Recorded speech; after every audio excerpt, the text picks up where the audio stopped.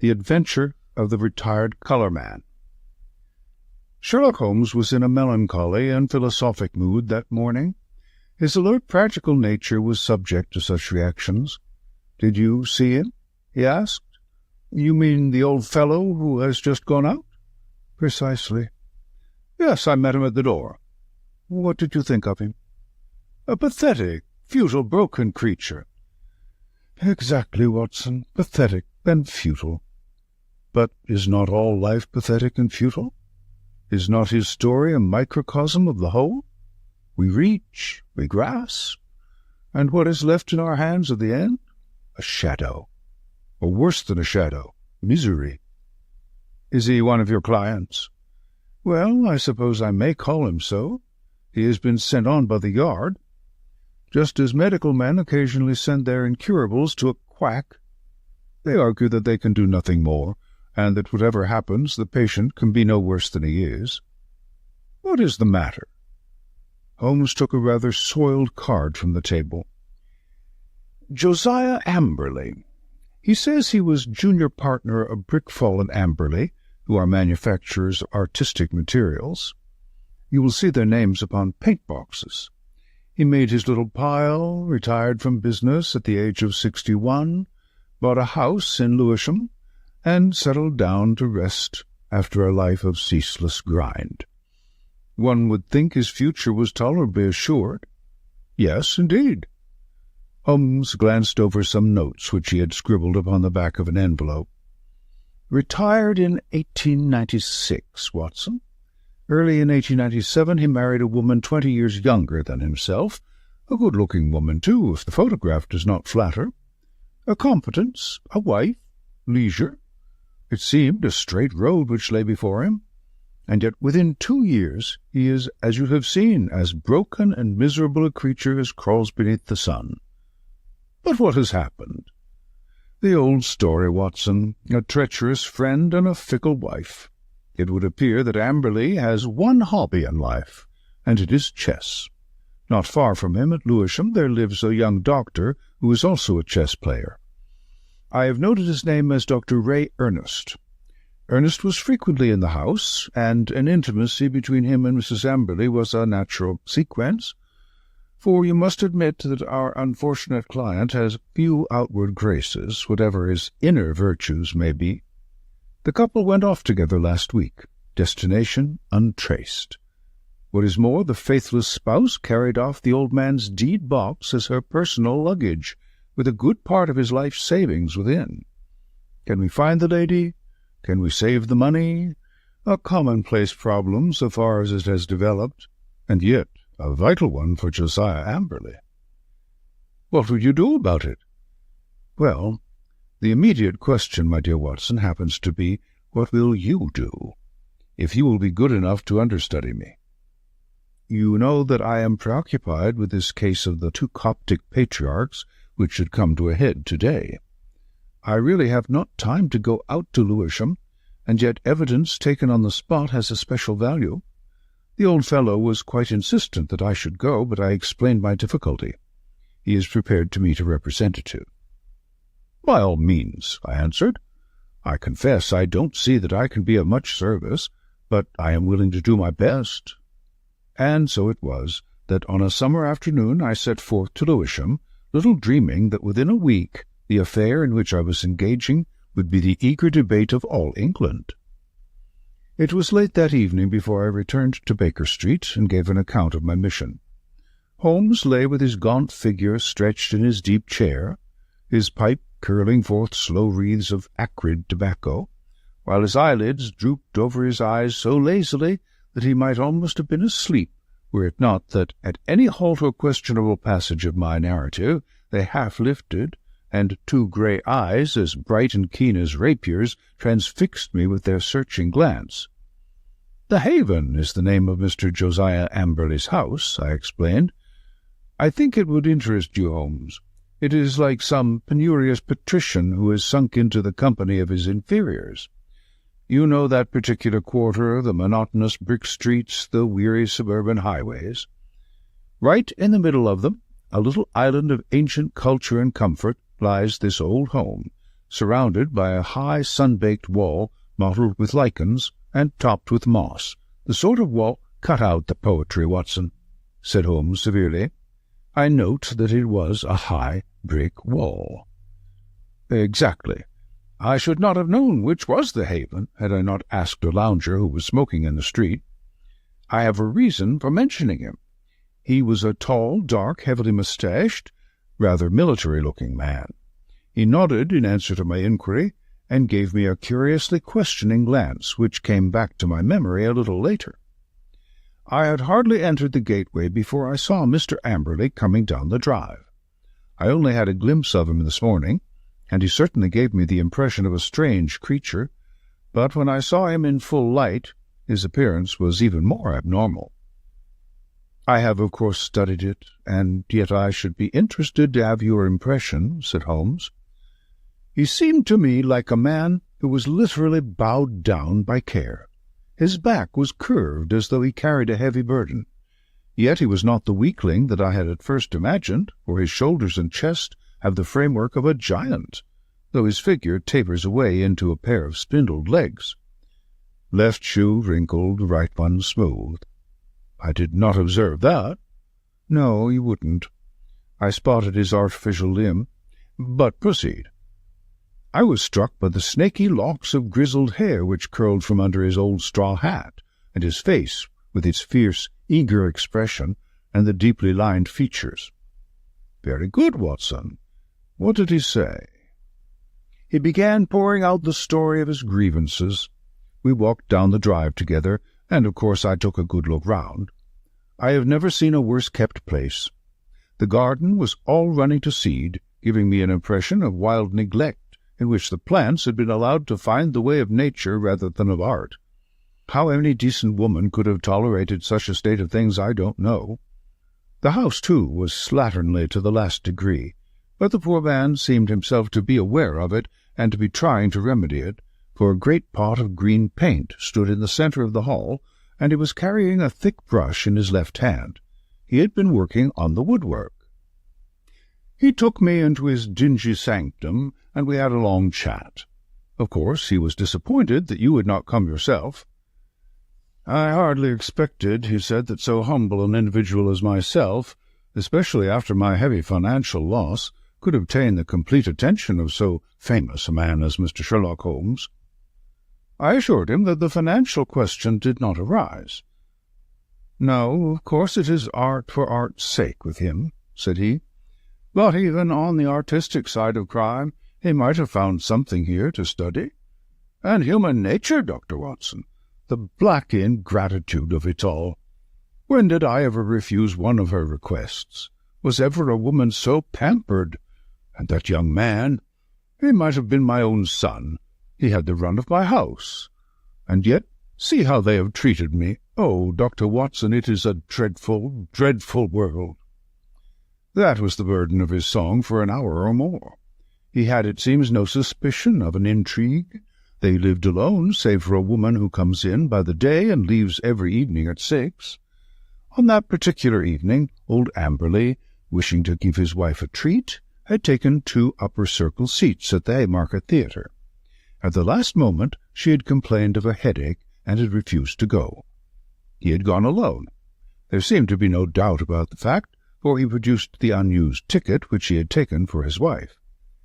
"That is remarkable, most remarkable," said Holmes, whose interest in the case seemed to be rising. "Pray continue, Watson. I find your narrative most arresting. Did you personally examine this ticket?" "You did not, perchance, take the number?" "It so happens that I did," I answered with some pride. "It chanced to be my old school number, 31, and so it stuck in my head." "Excellent, Watson. His seat, then, was either 30 or 32.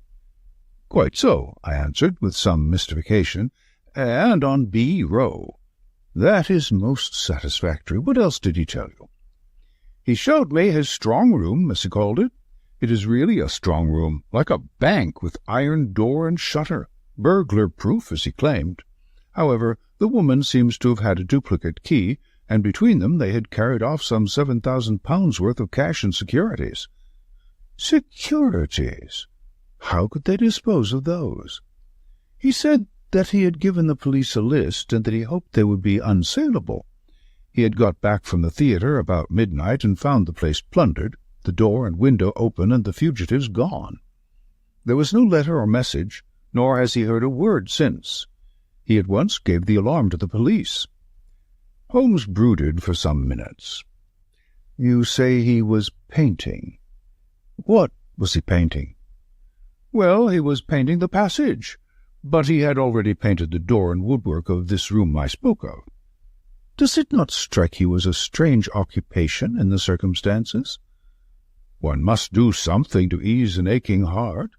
That was his own explanation. It was eccentric, no doubt, but he is clearly an eccentric man. He tore up one of his wife's photographs in my presence, tore it up furiously in a tempest of passion. I never wish to see her damned face again, he shrieked. Anything more, Watson? Yes, one thing which struck me more than anything else. I had driven to the Blackheath station and had caught my train there, when just as it was starting I saw a man dart into the carriage next to my own. You know that I have a quick eye for faces, Holmes. It was undoubtedly the tall, dark man whom I had addressed in the street. I saw him once more at London Bridge, and then I lost him in the crowd. But I am convinced that he was following me. No doubt, said Holmes. A tall, dark, heavily moustached man, you say, with grey-tinted sunglasses? Holmes, you are a wizard. I did not say so, but he had grey-tinted sunglasses. And a Masonic tie-pin? Holmes! Quite simple, my dear Watson. But let us get down to what is practical. I must admit to you that the case, which seemed to me to be so absurdly simple as to be hardly worth my notice, is rapidly assuming a very different aspect. It is true that though in your mission you have missed everything of importance, yet even those things which have obtruded themselves upon your notice give rise to serious thought. What have I missed? Don't be hurt, my dear fellow. You know that I am quite impersonal. No one else would have done better. Some possibly not so well. But clearly you have missed some vital points. What is the opinion of the neighbours about this man Amberley and his wife? That surely is of importance. What of Dr. Ernest? Was he the gay Lothario one would expect? With your natural advantages, Watson, every lady is your helper and accomplice. What about the girl at the post-office, or the wife of the greengrocer? I can picture you whispering soft nothings with the young lady at the Blue Anchor, and receiving hard somethings in exchange. All this you have left undone. It can still be done. It has been done. Thanks to the telephone and the help of the yard, I can usually get my essentials without leaving this room. As a matter of fact, my information confirms the man's story. He has the local repute of being a miser as well as a harsh and exacting husband. That he had a large sum of money in that strong-room of his is certain. So also is it that young Dr. Ernest, an unmarried man, played chess with Amberley, and probably played the fool with his wife. All this seems plain sailing, and one would think that there was no more to be said. And yet... Where lies the difficulty? In my imagination, perhaps. Well, leave it there, Watson. Let us escape from this weary workaday world by the side door of music. Carina sings tonight at the Albert Hall, and we still have time to dress, dine, and enjoy. In the morning I was up betimes, but some toast crumbs and 2 empty eggshells told me that my companion was earlier still. I found a scribbled note upon the table. Dear Watson, there are 1 or 2 points of contact which I should wish to establish with Mr. Josiah Amberley. When I have done so, we can dismiss the case, or not. I would only ask you to be on hand about 3 o'clock, as I conceive it possible that I may want you. S.H. I saw nothing of Holmes all day, but at the hour named he returned, grave, preoccupied, and aloof. At such times it was wiser to leave him to himself. Has Amberley been here yet? No. Ah, I am expecting him. He was not disappointed, for presently the old fellow arrived with a very worried and puzzled expression upon his austere face. "I've had a telegram, Mr. Holmes. I can make nothing of it." He handed it over, and Holmes read it aloud. "Come at once without fail. Can give you information as to your recent loss. Elman, the vicarage." "Dispatched at 2:10 from Little Turlington," said Holmes. "Little Turlington is in Essex, I believe, not far from Frinton. Well, of course, you will start at once. This is evidently from a responsible person, the vicar of the place. Where is my Crockford? Yes, here we have him. J.C. Elman, M.A., living of Mossmoor, come Little Purlington. Look up the trains, Watson." "There's one at 5:20 from Liverpool Street." "Excellent. You had best go with him, Watson. He may need help or advice. Clearly we have come to a crisis in this affair." But our client seemed by no means eager to start.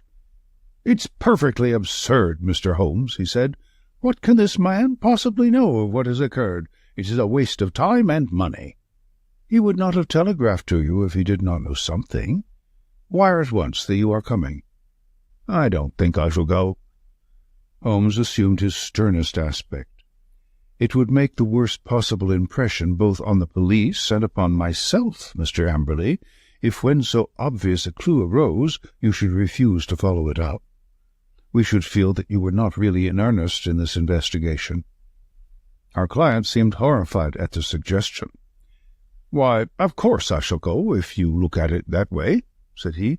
"On the face of it, it seems absurd to suppose that this parson knows anything, but if you think—" "I do think," said Holmes, with emphasis, and so we were launched upon our journey. Holmes took me aside before we left the room and gave me one word of counsel which showed that he considered the matter to be of importance. "Whatever you do, see that he really does go," said he.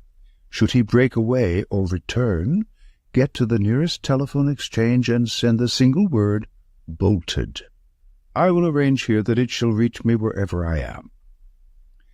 Little Purlington is not an easy place to reach, for it is on a branch line. My remembrance of the journey is not a pleasant one, for the weather was hot, the train slow, and my companion sullen and silent, hardly talking at all, save to make an occasional sardonic remark as to the futility of our proceedings. When we at last reached the little station, it was a 2-mile drive before we came to the vicarage, where a big, solemn, rather pompous clergyman received us in his study. Our telegram lay before him. "Well, gentlemen," he asked, "what can I do for you?" "We came," I explained, "in answer to your wire." "My wire? I sent no wire." "I mean the wire which you sent to Mr. Josiah Amberley about his wife and his money." "If this is a joke, sir, it is a very questionable one," said the vicar angrily. "I have never heard of the gentleman you name, and I have not sent a wire to anyone." Our client and I looked at each other in amazement. "Perhaps there is some mistake," said I. "Are there perhaps 2 vicarages? Here is the wire itself, signed Elman, and dated from the vicarage." "There is only one vicarage, sir, and only one vicar, and this wire is a scandalous forgery, the origin of which shall certainly be investigated by the police. Meanwhile, I can see no possible object in prolonging this interview." So Mr. Amberley and I found ourselves on the roadside in what seemed to me to be the most primitive village in England. We made for the telegraph office, but it was already closed. There was a telephone, however, in the little railway arms, and by it I got in touch with Holmes, who shared in our amazement at the result of our journey. "Most singular," said the distant voice. "Most remarkable. I much fear, my dear Watson, that there is no return train tonight. I have unwittingly condemned you to the horrors of a country inn. However, there is always nature, Watson. Nature and Josiah Amberley. You can be in close commune with both." I heard his dry chuckle as he turned away. It was soon apparent to me that my companion's reputation as a miser was not undeserved.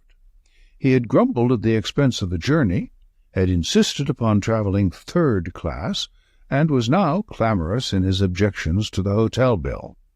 Next morning, when we did at last arrive in London, it was hard to say which of us was in the worst humour. "You had best take Baker Street as we pass," said I. "Mr. Holmes may have some fresh instructions." "If they are not worth more than the last ones, they are not of much use," said Amberley, with a malevolent scowl. None the less, he kept me company. I had already warned Holmes by telegram of the hour of our arrival, but we found a message waiting that he was in Lewisham, and would expect us there. That was a surprise, but an even greater one was to find that he was not alone in the sitting-room of our client. A stern-looking, impassive man sat beside him, a dark man with grey-tinted glasses and a large Masonic pin projecting from his tie.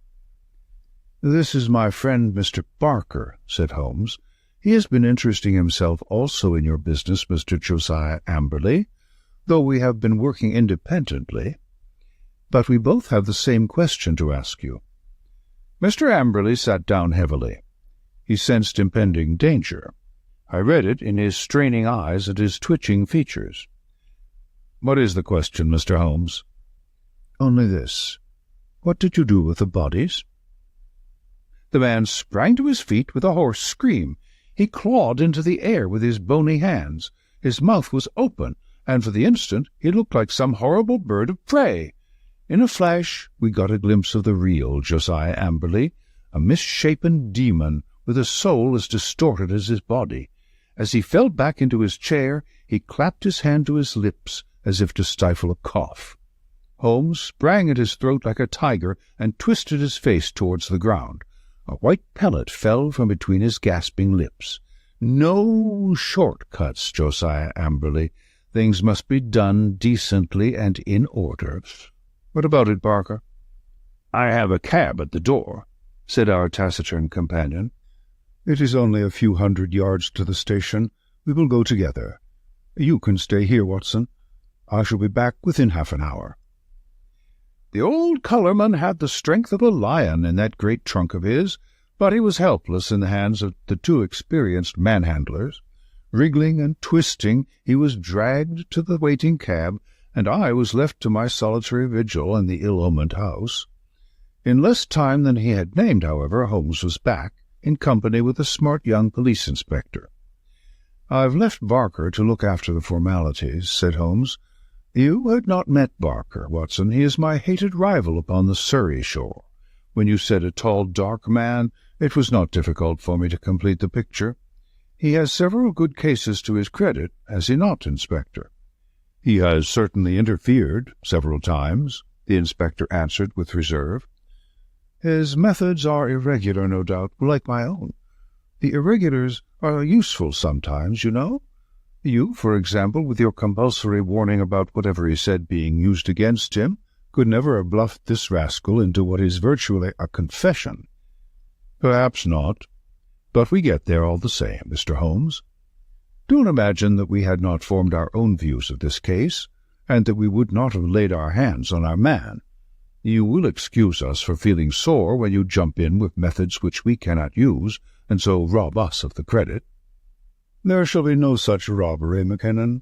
I assure you that I efface myself from now onwards. And as to Barker, he has done nothing save what I told him." The inspector seemed considerably relieved. "That is very handsome of you, Mr. Holmes. Praise or blame can matter little to you, but it is very different to us when the newspapers begin to ask questions." "Quite so. But they are pretty sure to ask questions anyhow, so it would be as well to have answers. What will you say, for example, when the intelligent and enterprising reporter asks you what the exact points were which aroused your suspicion, and finally gave you a certain conviction as to the real facts?" The inspector looked puzzled. "We don't seem to have got any real facts yet, Mr. Holmes.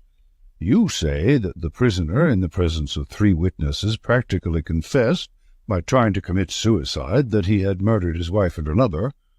What other facts have you?" "Have you arranged for a search?" "There are 3 constables on their way." "Then you will soon get the clearest fact of all. The bodies cannot be far away. Try the cellars and the garden. It should not take long to dig up the likely places. This house is older than the water pipes. There must be a disused well somewhere. Try your luck there." "But how did you know of it, and how was it done?" "I'll show you first how it was done, and then I will give the explanation which is due to you. And even more to my long-suffering friend here, who has been invaluable throughout. But first, I would give you an insight into this man's mentality. It is a very unusual one, so much so that I think his destination is more likely to be Broadmoor than the scaffold. He has, to a high degree, the sort of mind which one associates with the medieval Italian nature rather than with the modern Briton. He was a miserable miser who made his wife so wretched by his niggardly ways that she was a ready prey for any adventurer. Such a one came upon the scene in the person of this chess-playing doctor. Amberley excelled at chess, one Mark Watson of a scheming mind. Like all misers, he was a jealous man, and his jealousy became a frantic mania. Rightly or wrongly, he suspected an intrigue. He determined to have his revenge, and he planned it with diabolical cleverness. Come here." Holmes led us along the passage with as much certainty as if he had lived in the house, and halted at the open door of the strong-room. "Who? What an awful smell of paint!" cried the inspector. "That was our first clue," said Holmes. "You can thank Dr. Watson's observation for that, though he failed to draw the inference. It set my foot upon the trail. Why should this man, at such a time, be filling his house with strong odours? Obviously to cover some other smell which he wished to conceal, some guilty smell which would suggest suspicions. Then came the idea of a room such as you see here, with iron door and shutter, a hermetically sealed room. Put those two facts together, and whither do they lead? I could only determine that by examining the house myself. I was already certain that the case was serious, for I had examined the box-office chart at the Haymarket Theatre, another of Dr. Watson's bull's-eyes, and ascertained that neither B30 nor 32 of the upper circle had been occupied that night.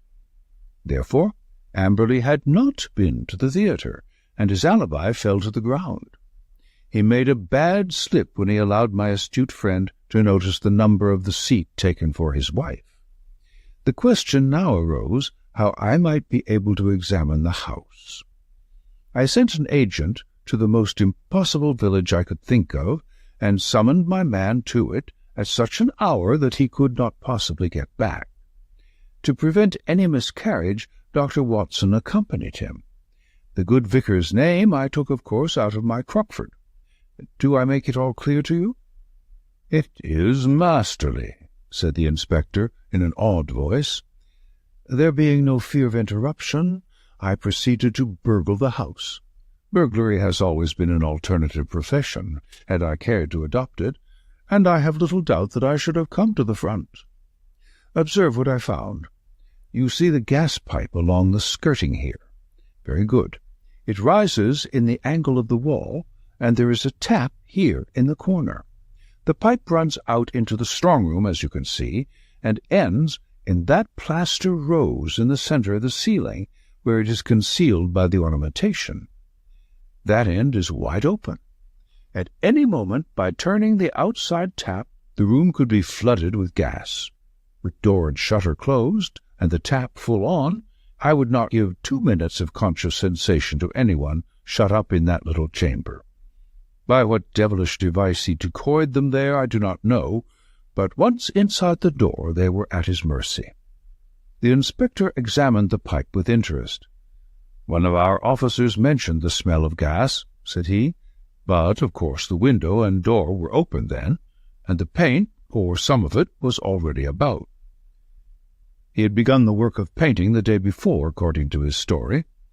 But what next, Mr. Holmes? Well, then came an incident which was rather unexpected to myself.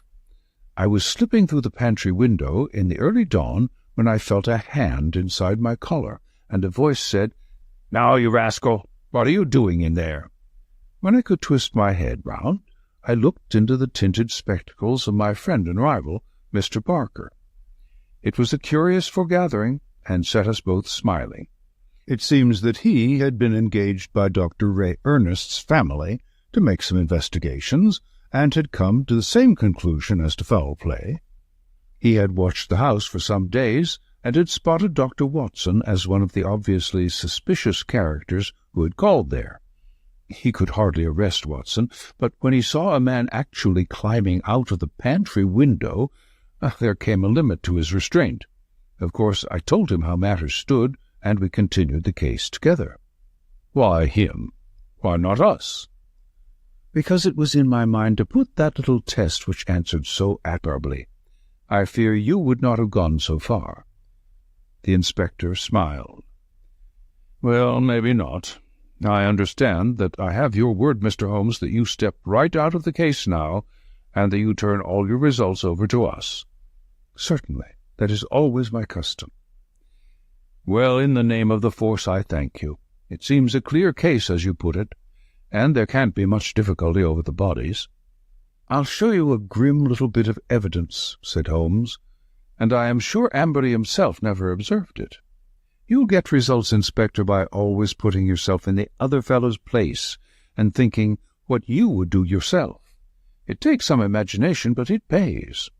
Now, we will suppose that you were shut up in this little room, had not 2 minutes to live, but wanted to get even with the fiend who was probably mocking at you from the other side of the door. What would you do? Write a message. Exactly. You would like to tell people how you died. No use writing on paper. That would be seen. If you wrote on the wall, some eye might rest upon it. Now, look here. Just above the skirting is scribbled, with a purple indelible pencil, That's all. What do you make of that? Well, it's only a foot above the ground. The poor devil was on the floor and dying when he wrote it.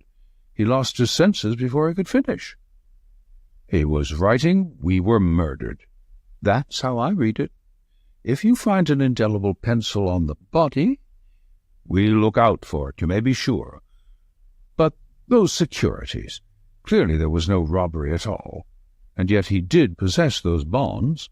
We verified that. You may be sure he has hidden them in a safe place. When the whole elopement had passed into history, he would suddenly discover them and announce that the guilty couple had relented and sent back the plunder, or had dropped it on the way. You certainly seem to have met every difficulty, said the inspector. Of course, he was bound to call us in, but why he should have gone to you I can't understand. Pure swank, Holmes answered. He felt so clever and so sure of himself that he imagined no one could touch him. He could say to any suspicious neighbour, "Look at the steps I have taken. I have consulted not only the police, but even Sherlock Holmes." The inspector laughed. "We must forgive your even, Mr. Holmes," said he. "It's as workmanlike a job as I can remember." A couple of days later, my friend tossed across to me a copy of the bi-weekly North Surrey Observer. Under a series of flaming headlines which began "The Haven Horror" and ended with "Brilliant Police Investigation," there was a packed column of print which gave the first consecutive account of the affair.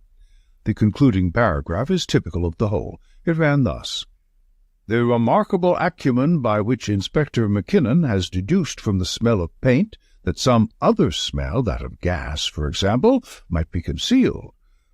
The bold deduction that the strong-room might also be the death-chamber, and the subsequent inquiry which led to the discovery of the bodies in a disused well, cleverly concealed by a dog-kennel, should live in the history of crime as a standing example of the intelligence of our professional detectives." "Well, well, Mackinnon is a good fellow," said Holmes, with a tolerant smile. "You can file it in our archives, Watson. Some day the true story may be told." End of The Adventure of the Retired Colourman,